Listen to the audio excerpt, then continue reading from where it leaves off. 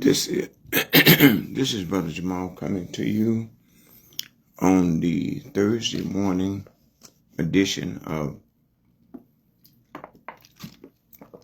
where we speak the truth. Not only we speak the truth, we tell the truth, and this is coming from the last man standing. Truth is the wealth of freedom. We communicate, educate, and organize. Truth is the wealth of freedom. We communicate, educate, and organize. Once again, truth is the wealth of freedom. And we communicate, educate, and organize. Once again, you're listening to the Thursday morning edition of where we speak the truth. Not only we speak the truth, we tell the truth, and this is coming from the last man standing. Any kind of comments you'd like to drop in at the bottom of the page. Questions while we're on live, please feel free to. And if you just want to come on and listen, that's fine too. Once again, you are in tune to the Thursday morning edition of where we speak the truth. Not only we speak the truth, we tell the truth, and this is coming from the last man standing.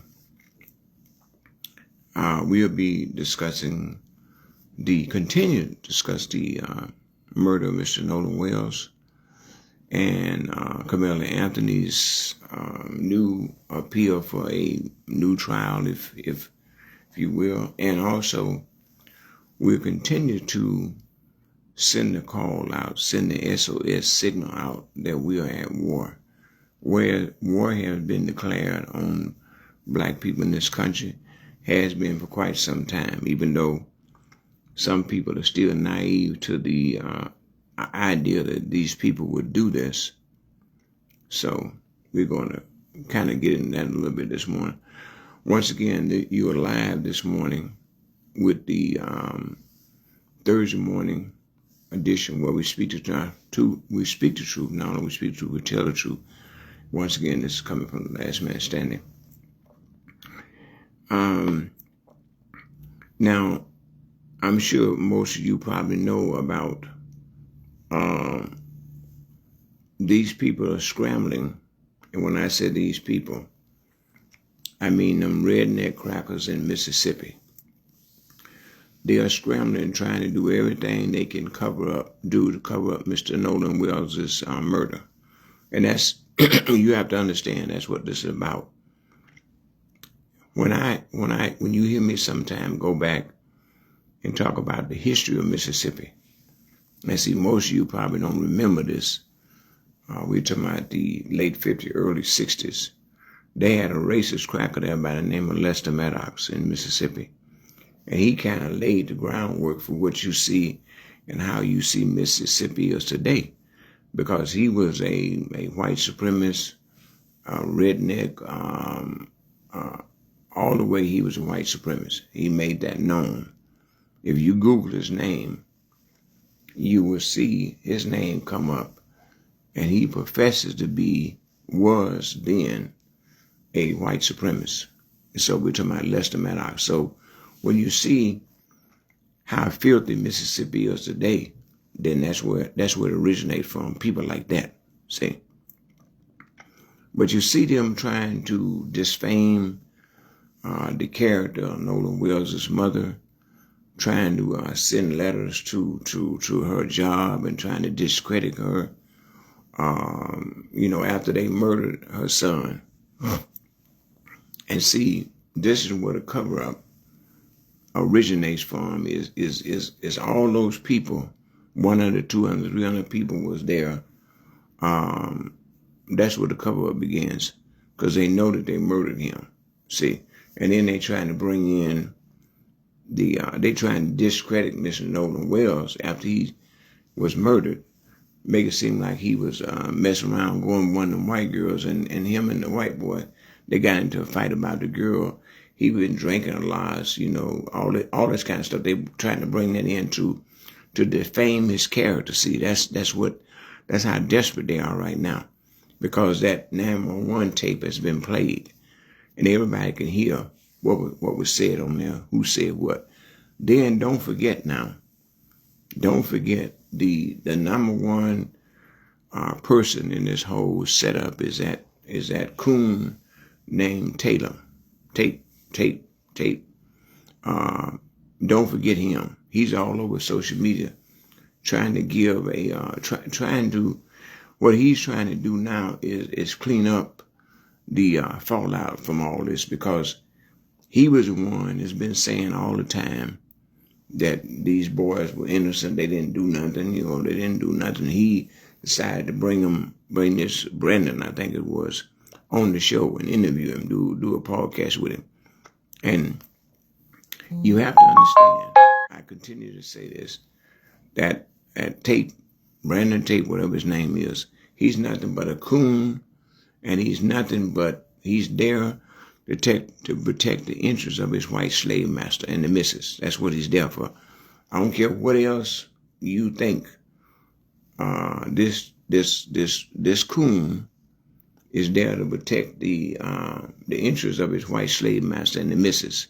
And any other of them coons, Jason Whitlock, Stephen A. Smith, same thing. They all have a doctorate degree in how it is to be a coon.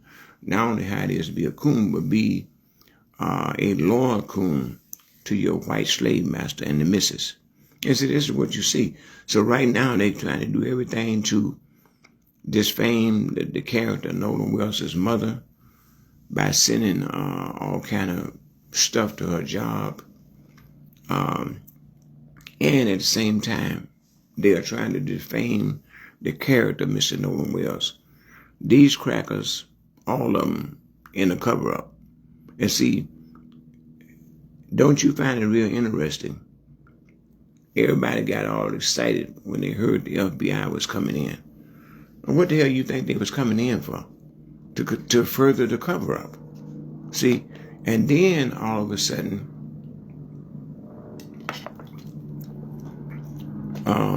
they trying to switch everything. The FBI, which I never had no trust in them, never had no faith in them, and they being punked out just like they punking everybody else out. All of a sudden now they start investigating Ben Crump and Al Sharpton. Now this is your FBI, y'all, the one that y'all have so much faith in. They ain't no good at all. History proves that to them, shows to them. The FBI is doing what the FBI has always done. They always, in any of these cases, they come in, they take the side of that. And in this case, it's Mississippi. They have taken the side of Mississippi. Instead of them investigating the murder of Mr. Nolan Wells, they come in investigating Ben Crump and Al Sharpton. See, that shows you right there. And it shows you also that they're not going to do anything. By now, all this time has passed. Somebody should have been questioned. Some warrants should have been, search warrants should have been issued, and somebody should have been arrested. And we all know, if this had been 3 young brothers and a white kid that got killed, they'd be done turned Mississippi upside down. See? That shows you the difference, see, with these redneck crackers. And then you got the coons on the side, see. The coons are there to work and proliferate, if you will, the white slave master and the missus. That's what the coons are there for. Jason Whitlock, Stephen A. Smith. The top coon is Tate, Officer Tate, whatever he calls it, Brandon Tate, whatever he calls himself. He's nothing but a lying coon. That's all he is. And he's trying to see the ship is sinking now. See, and they trying to throw those reserves out to get somebody to take hold of the reserve where they won't drown.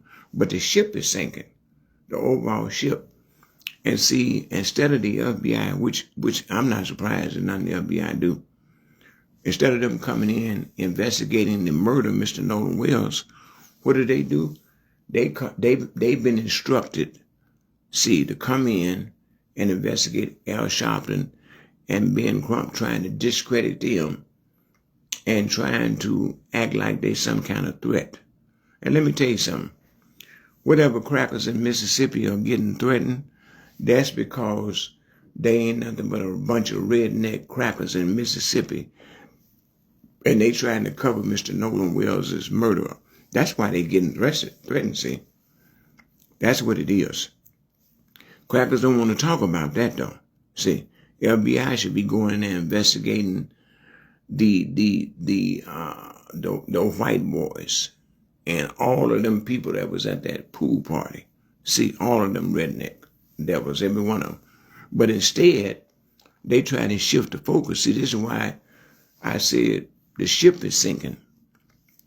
They trying to shift the first. They send these redneck crackers or either coons, whatever, send all this disturbing stuff to Nolan Wells' mother's, not only to the house, to her job. Then they tried to bring in this whole idea of him being drinking. He had been drinking. He's messing around with this white girl. All of this, see, to take the shift off of the fact that Mr. Nolan Wells was murdered by these redneck crackers. That's what. See, but if they focus to shift the blame on Mr. Ben Crump and Al Sharpton, and then you got some of these coons that rejoice in that because the coons are just as deranged as the FBI, the local authorities, and all them crackers that's involved in this, in the murder of Mr. Nolan Wells. See, plus I also believe too, they formed a satanic ritual on Mr. Nolan Wells' body. Yes, they did. See, ain't nothing civil about them crackers. Ain't nothing human about them. Ain't nothing civil about the FBI. Ain't nothing human about the FBI. They're all in the pot together. See, that's what. Yes, and when it comes to Carmela Anthony's case, look how law is unraveling what they thought was a cover-up. Look how law is unraveling that in Carmela Anthony's case. Every one of them crackers in that case is dirty as hell. See, in the Carmela Anthony's case, in the murder of Mr. Nolan Wells, Mississippi, Texas, Alabama, you got a bunch of redneck devils there. And this is what you see happening is the same thing these devils did in 1940, 1950, 1960. Same thing. You had some different faces, different players, but it's the same tactic. See? Like a chess game. This is what we in right now. It's a chess game, see? And in a chess game, you got to think, and you got to be able to outmaneuver the person that you playing chess with. You got to outthink them, outmaneuver them, see? And let me tell you something else, too. There is a fear among these rednecks, these crackers. It's a fear. 2030, as we go into the future, the people of color will outnumber the rednecks, crackers in this country, in the world. They know this. Right now, the people of color outnumber the whites in this country. See? And there's a fear among them. See? Has been for quite some time. There is a fear among them that their population is dwindling.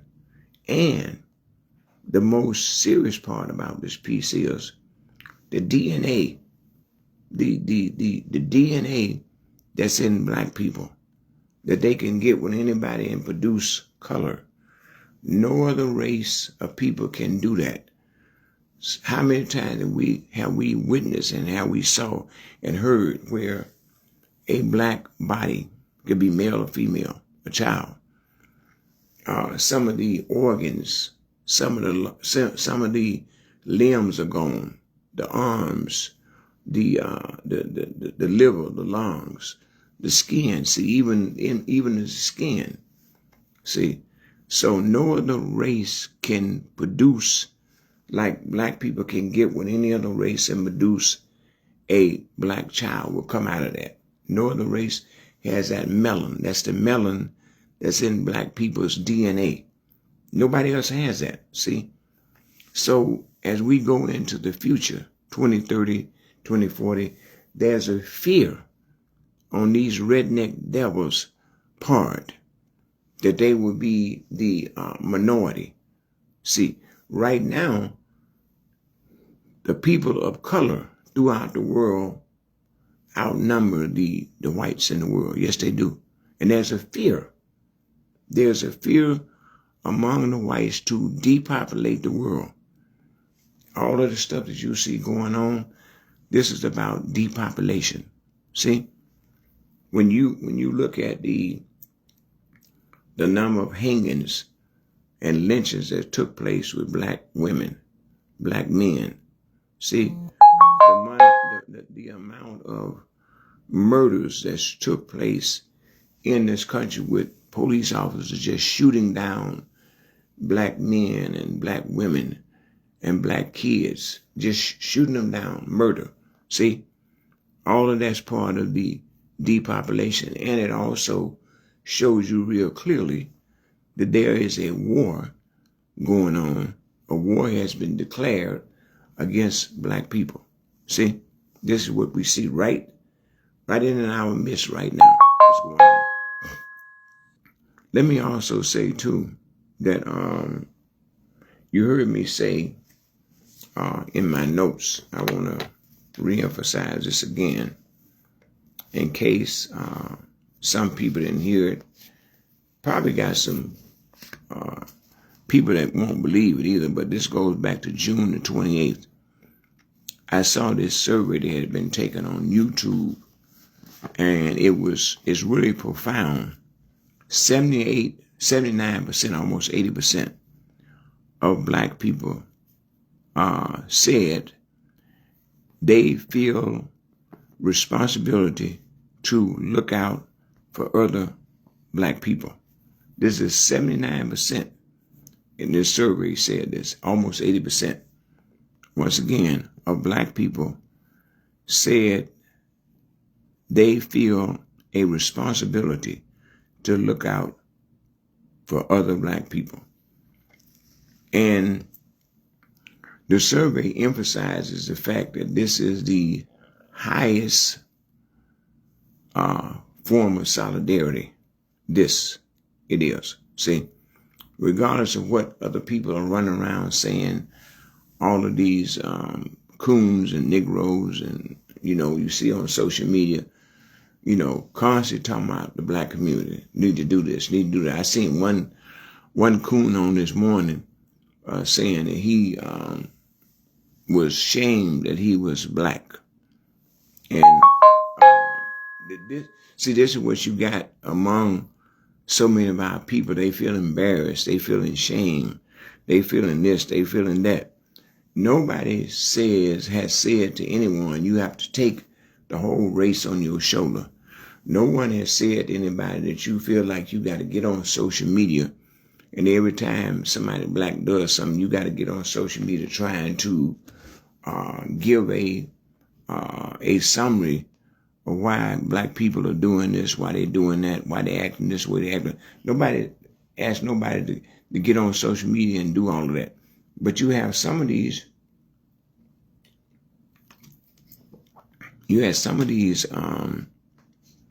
Negroes, some of these coloreds, some of these ones that feel shame about being the color they are. They feel like they need to get on social media and give an explanation for the behavior. That's what it is. So, I mean, if you feel like you need to do that, and then you get a bunch of you get a bunch of backlash from that, then that's on you. See, nobody's asking nobody to get on and explain to nobody why black people do what they do. And over the years, we've always had some Negroes, some coloreds, whatever they classify themselves as being. Nobody has never said that you have to get on social media and take it up on your shoulders, the black race, sit the black race on your shoulders. Because when you get on social media and trying to explain or saying you shame about being black, that's on you. That's with the individual.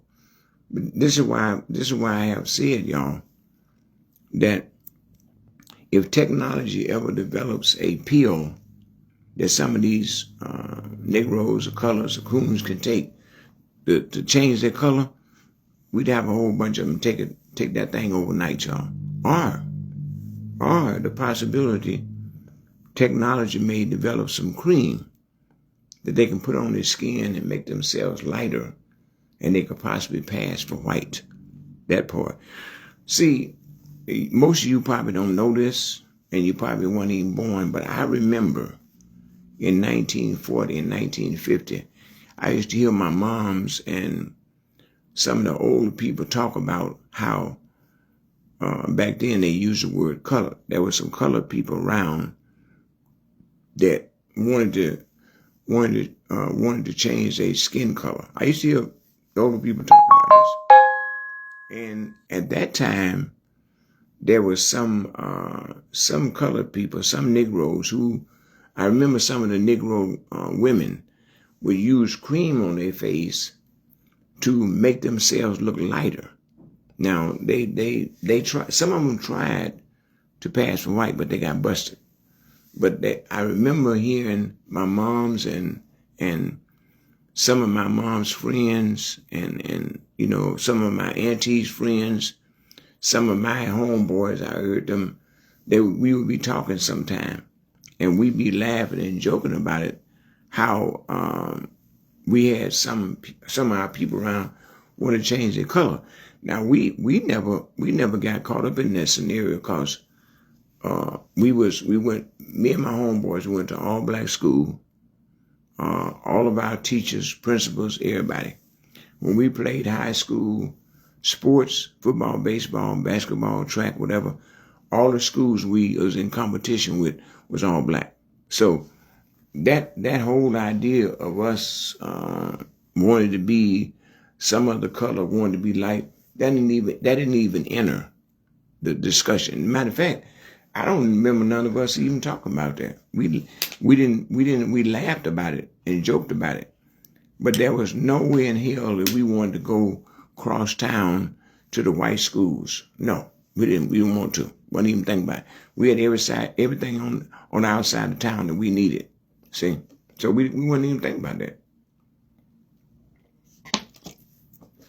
So, but I do remember hearing my moms and some of the other older black women talking about some of the women was trying to use, they had some kind of cream.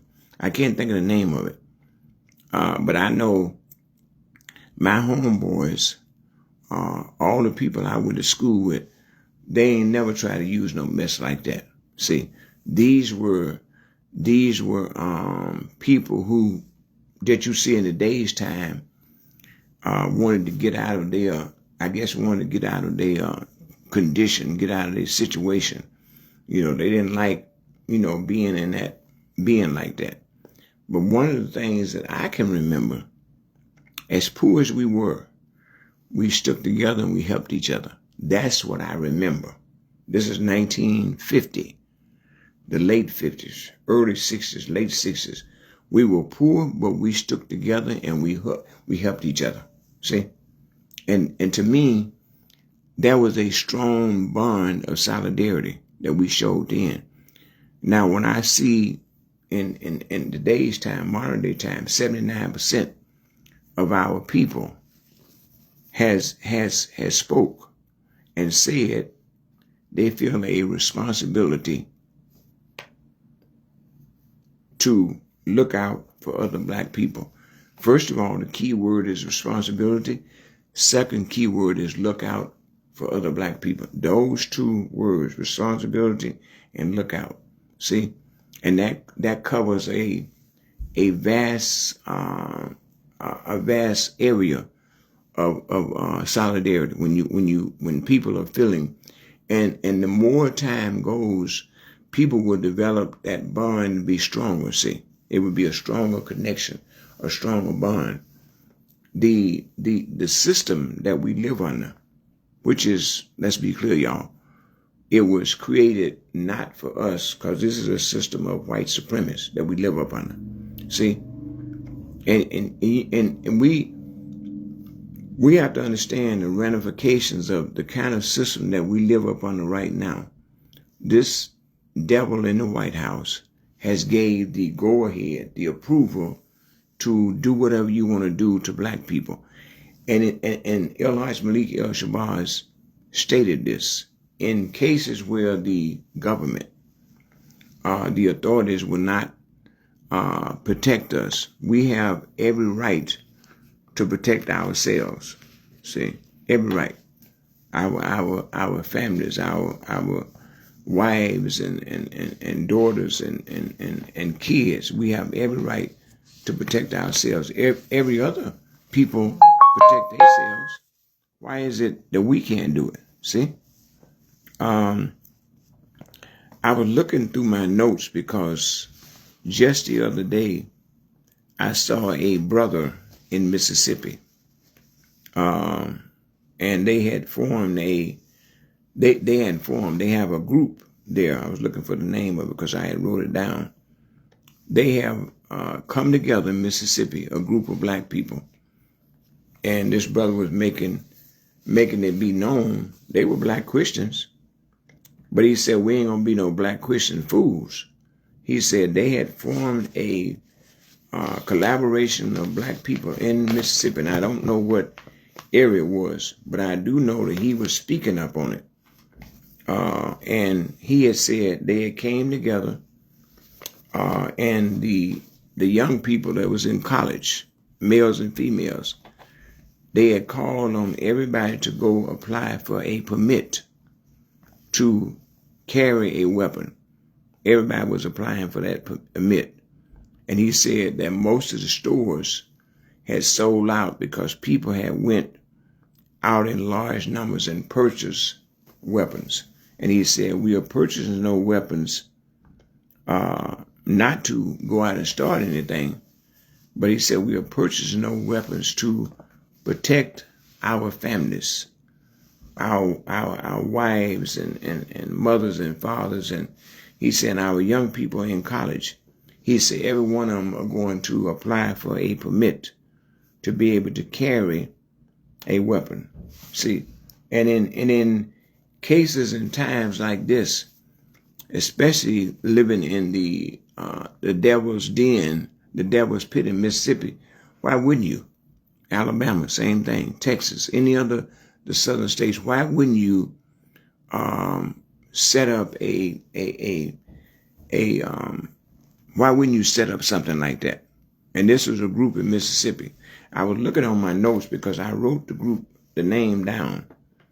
And there was a brother who was talking on social media and making an announcement what they were doing. He said they were going to the gun range to practice, and also they had organized and was going to teach their young people, have young people to get a permit to carry. So why wouldn't they in a case like Mississippi, not like before? See, black people didn't do this before because they were afraid. But this is 2026. So why wouldn't we encourage our young people, male and female, to go get a permit and to get a weapon, and then train everybody, go to the gun range and train people how to use their weapons? Yes, you would. Why sit back and not apply? I was looking to see if my notes, if I could find the name of the group, because the brother was saying that they had organized a group, and they have a name, and they were applying for permits. And he was saying that he named off the stores. I don't have a list of all the stores, but he named off all the stores who had sold out of weapons, because the people that went out and purchased weapons from all the stores. And he said he wanted to make it clear they were all Christians. But he said we are not going to be Christians and be no fool either. See, he said we have a right to protect our families, our women, our daughters, our families, he said. Yes, they do. And Elijah Malik El-Shabazz, Malcolm X said this a long time ago, that in cases where the government and the authorities are not willing to protect us, then we have a right. We have a God-given right to protect ourselves. Any other human being, any other race of people, common sense would tell you that you would protect your own. See, you never would tell no other nationality, no other group of people, no other race of people not to protect themselves. That would be a foolish way of thinking, a foolish, ignorant way of thinking. See? So, and we have, if I'm not mistaken, across the country, we have all kind of gun clubs. See? All across the country we have them.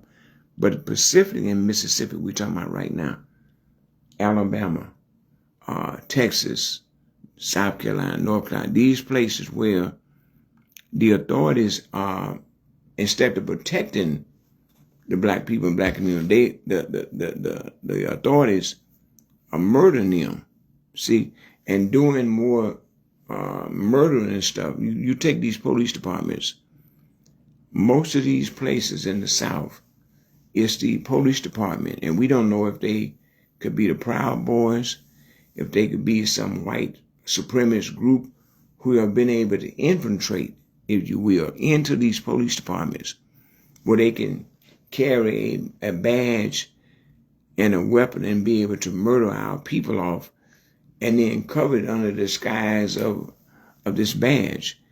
And oftentimes what we are seeing now is that we are seeing so many times when they find a young black person, like the young black woman, the young black sister that was found hanging in Dade County, Florida, the first thing they always run to is suicide. See, that clears the way for them to get away with murder. See, the first thing they say, most in all these cases, even with the case of Mr. Nolan Wells, you notice they keep trying to throw in this thing about him drinking, him possibly might have been had alcohol or something in his system. See, this is what, and let me tell you something, what I wouldn't be surprised. Them redneck devils, them crackers in Mississippi, I wouldn't be surprised if they shot some drugs or alcohol, put something in Mr. Nolan Wells' system. See, it wouldn't surprise me. Those redneck crackers who perform the autopsy on this body, see, all of them are in this pit together. Understand? They in this pit together. There ain't no separation. All of them crackers are in this pit together.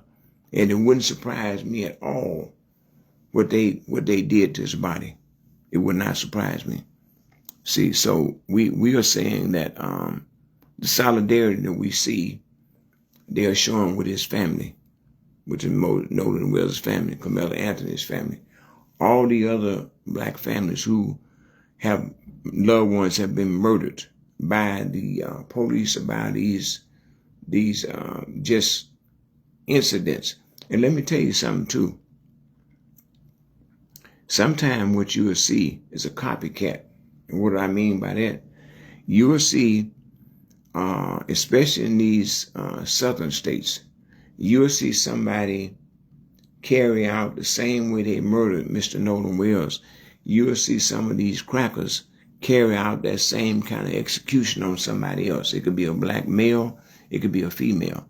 But there'll be some patterns that you will see that the way Mr. Nolan Wells was murdered, you'll see some of these crackers carry out the same operation on somebody else. It could be a young black male. It could be a young black woman. They'll do the same thing, a copycat, same kind of setup. See, and you may even hear them say that, you know. So these are the kind of things that's going on. And let us be clear. We need to have a clear understanding that these crackers have declared war on black people in this country. Yes, they have. I know y'all don't believe that. That's okay. But that's what's going down. See, and the biggest redneck, the biggest devil is the one in the White House, because he's gave a green light to do whatever you want to do. Abuse, murder, kill, lynch, anything you want to do to black people. And have you noticed This is something you need to check out. Have you noticed with all of the incidents that's happening to black people in this country? I mean, it's just like day in and day out. See, this devil has not said one word, and don't expect him to, because he's not. See, do not expect this devil in the White House to say anything about what's going on. He's not. See, the only person I remember, and I'm just looking through history, the only person I remember not only said something, but he sent the National Guards to Birmingham, Alabama, was the time that JFK was alive. He sent the National Guards to Alabama because he saw on nationwide TV how the protests and demonstrators was getting abused by the authorities in Birmingham, Alabama. This is 62, 63.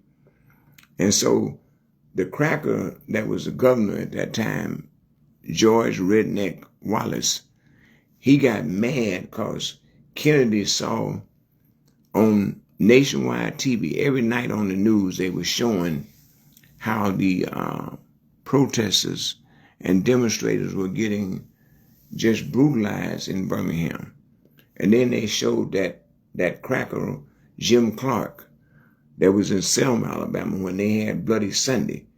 When Kennedy saw all of that, he ordered the National Guards to be sent in Birmingham. And that redneck devil cracker, George Wallace, got mad because Kennedy sent the troops down there, see, to protect the civil rights workers. He got mad and said some stuff to Kennedy, see.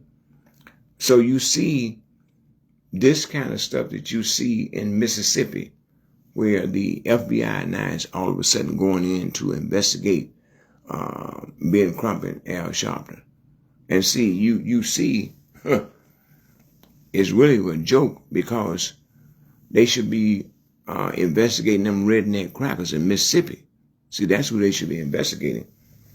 And that redneck cracker governor in Mississippi, all of them, the governor, the sheriff, the people that formed the autopsy on Nolan Wilson's body, all of them nothing but a bunch of redneck crackers, you hear me?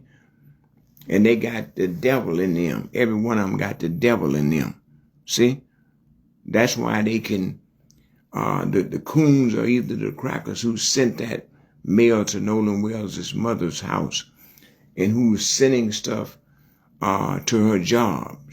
See, it takes a redneck cracker to either do something like that or either a coon. Take your choice. Between the two, one of them fits in that category. See? But that shows you that's Mississippi for you, though, see?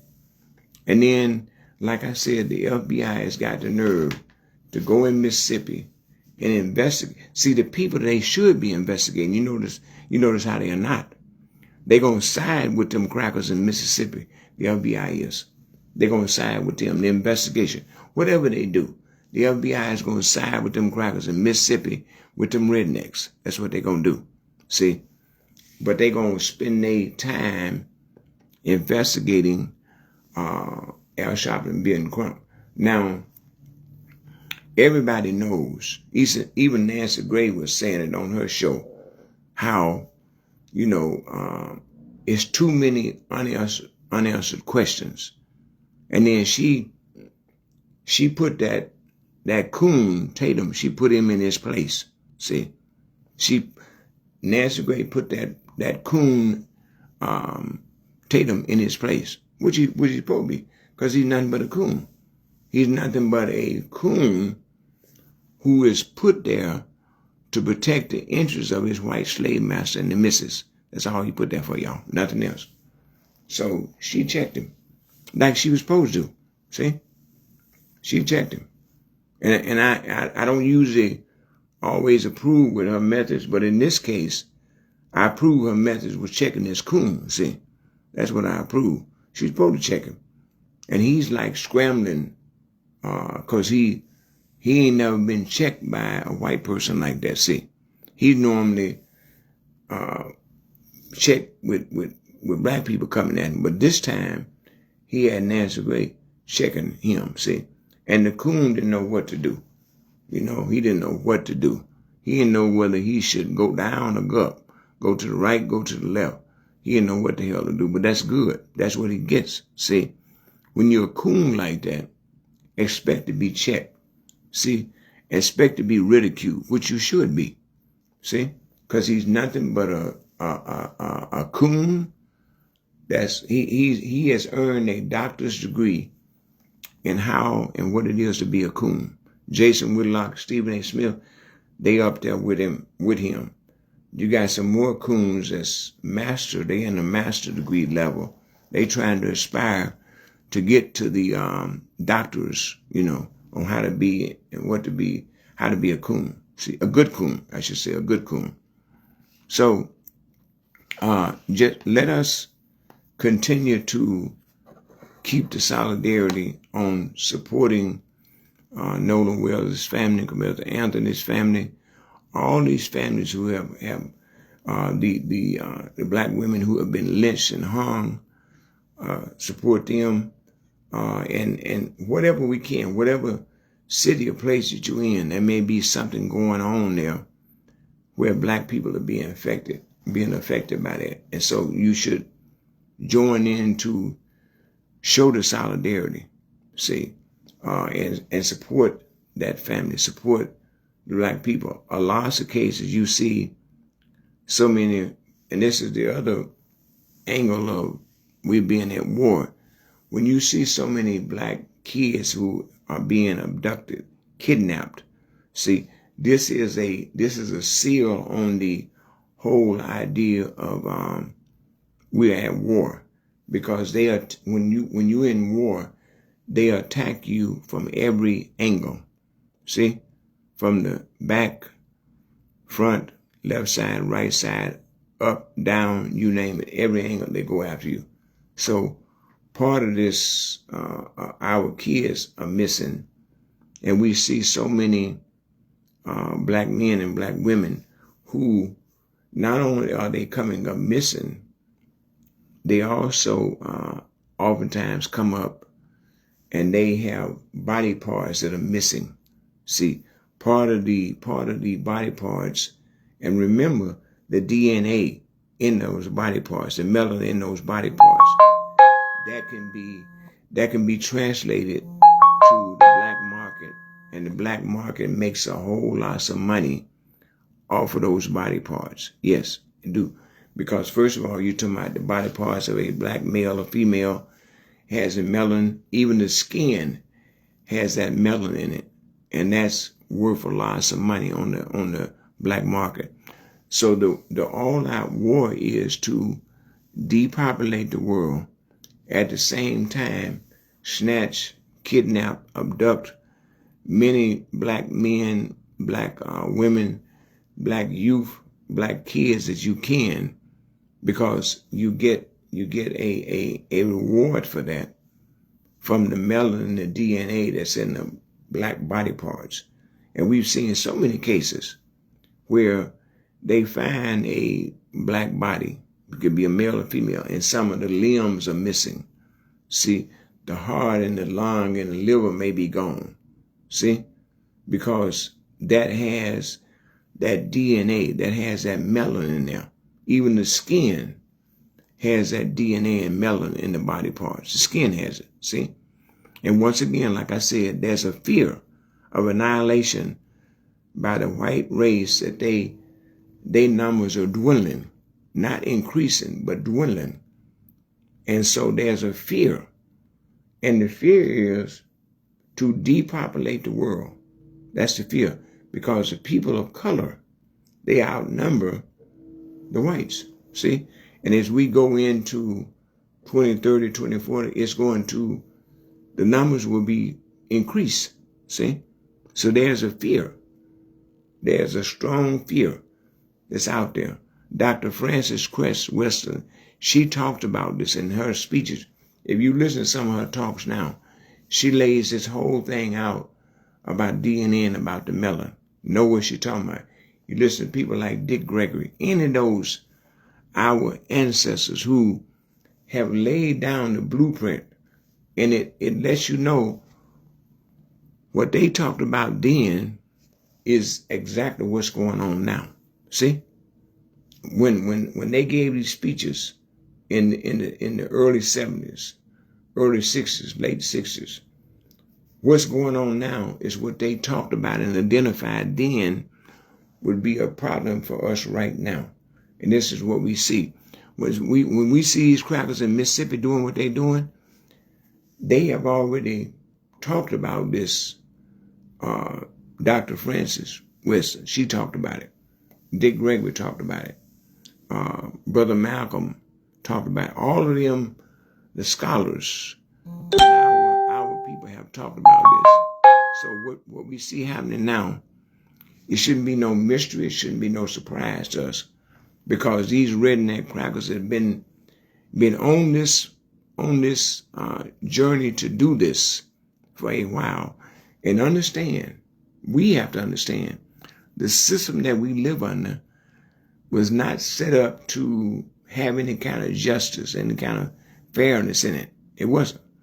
Because we have been viewed from the time that our people were kidnapped and brought here.